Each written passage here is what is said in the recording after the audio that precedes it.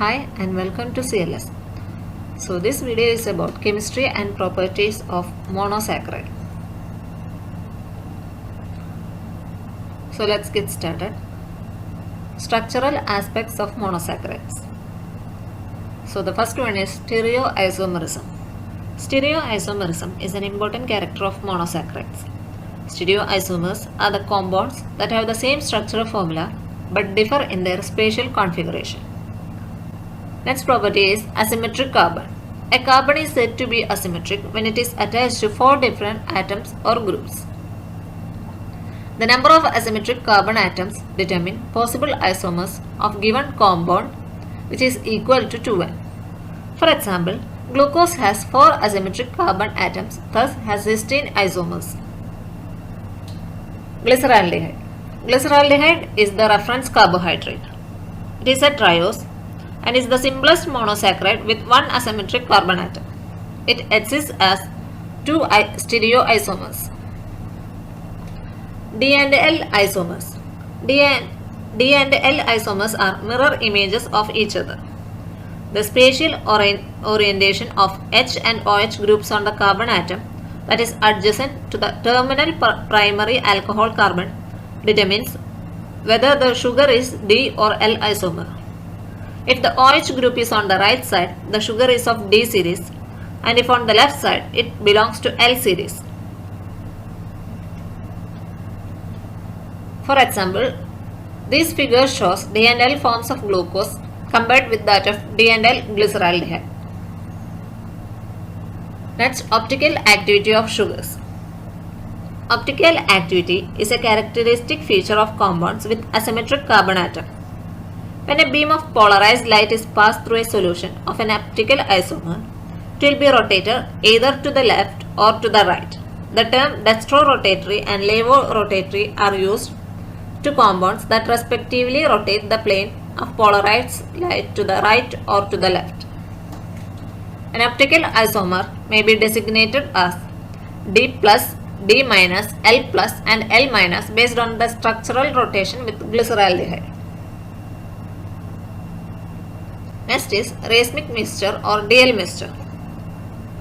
If D and L isomers are present in equal concentration, it is known as racemic mixture or DL mixture. The DL mixture does not exhibit any optical activity since the dextro and levorotatory activities cancel each other.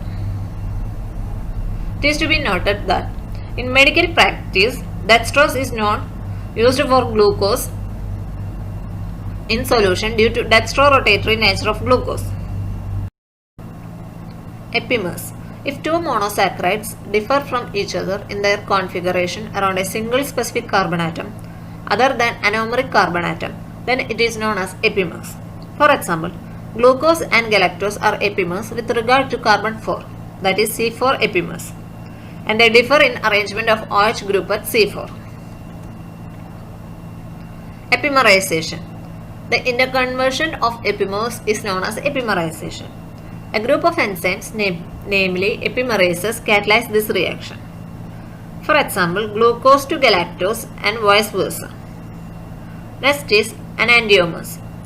They are a special type of stereoisomers that are mirror images of each other.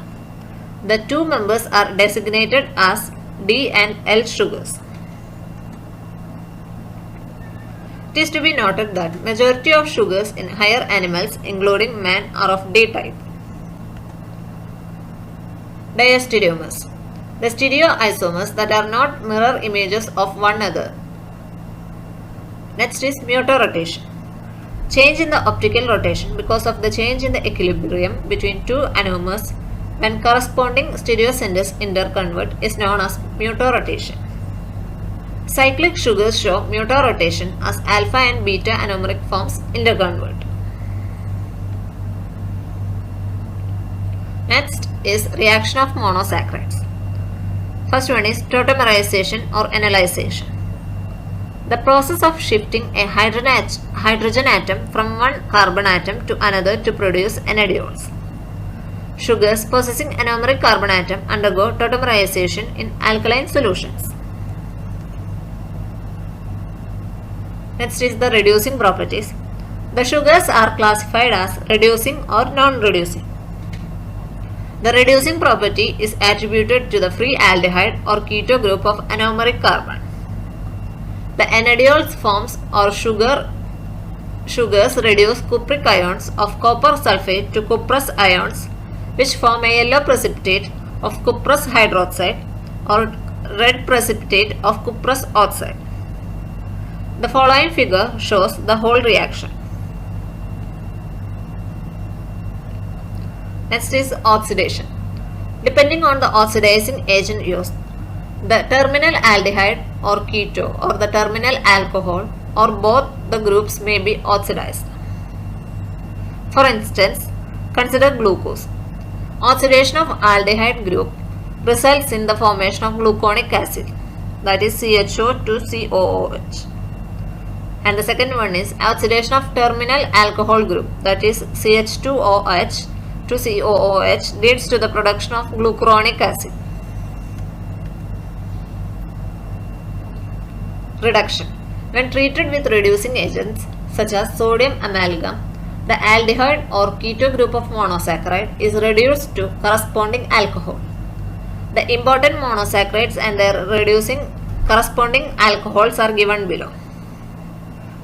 D-glucose to D-sorbitol, D-galactose to D-dulcitol, D-mannose to D-mannitol, D-fructose to D-mannitol plus D-sorbitol, D-ribose to D-ribitol.